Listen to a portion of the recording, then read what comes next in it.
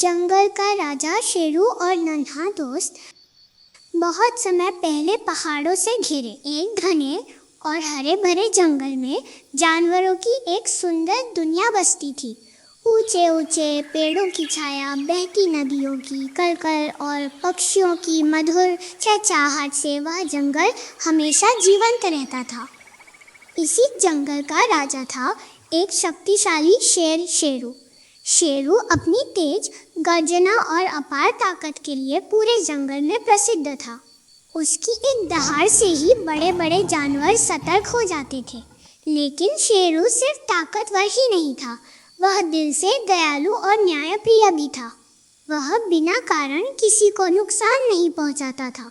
एक दिन की बात है, कई दिनों तक जंगल की देखभाल और गश्त करने के बाद शेरू बहुत थक गया। दोपहर की हल्की धूप और ठंडी हवा ने उसे सुस्ती में डाल दिया। वह एक पुराने बरगद के पेड़ के नीचे लेट गया और गहरी नींद में सो गया। उसी समय पास की झाड़ियों से एक छोटा सा चूहा निकला। उसका नाम था चीकू। चीकू बहुत चंचल और जिज्ञासु था। वह हर नई चीज़ को करीब से देखना चाहता था। चलते चलते वह पेड़ की जड़ों पर चढ़ गया और बिना देखे आगे बढ़ता चला गया। उसे यह अंदाजा भी नहीं था कि जिस विशाल शरीर पर वह चढ़ रहा है ये जंगल के राजा शेरू का है। अचानक शेरू की पूंछ हिली। शेरू की नींद टूट गई। उसने आंखें खोलते ही जोरदार दहाड़ लगाई। कौन है? चीकू डर के मारे कांप उठा। उसने कांपती आवाज में कहा, महाराज, मुझसे बहुत बड़ी गलती हो गई। मैं जानबूझकर नहीं आया था, कृपया मुझे माफ कर दीजिए।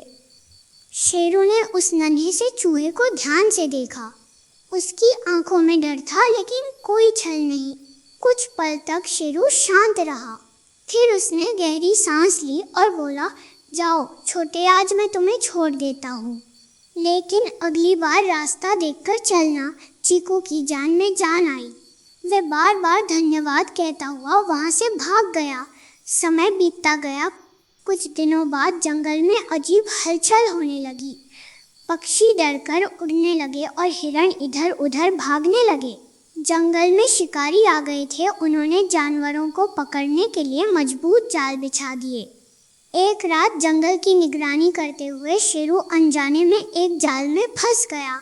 जाल बहुत मजबूत था। जितना वह छटपटाता जाल उतना ही कसता जाता। शेरू ने पूरी ताकत से गर्जना की। उसकी आवाज़ पूरे जंगल में गूंज उठी, लेकिन डर के कारण कोई पास नहीं आया। उसी रास्ते से चीकू गुजर रहा था। उसने शेरू की आवाज़ सुनी और पास जाकर देखा। जंगल का राजा आज बेबस और फंसा हुआ था। चीकू डर गया, लेकिन उसे वह दिन याद आ गया जब शेरू ने उसकी जान बख्शी थी। उसने मन ही मन सोचा, जिसने मुझ जैसे छोटे प्राणी पर दया दिखाई उसे मैं अकेला नहीं छोड़ सकता। बिना समय गंवाए चीकू जाल के पास पहुंचा और अपने छोटे छोटे दांतों से रस्सियां काटने लगा। उसके दांत दुखने लगे, शरीर थक गया, लेकिन उसने हार नहीं मानी। काफ़ी मेहनत के बाद जाल ढीला पड़ गया। शेरू आज़ाद हो गया।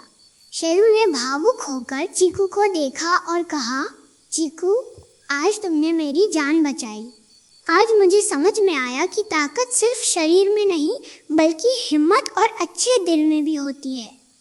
चीकू मुस्कुराया और बोला, महाराज, छोटा होना कमजोरी नहीं होता।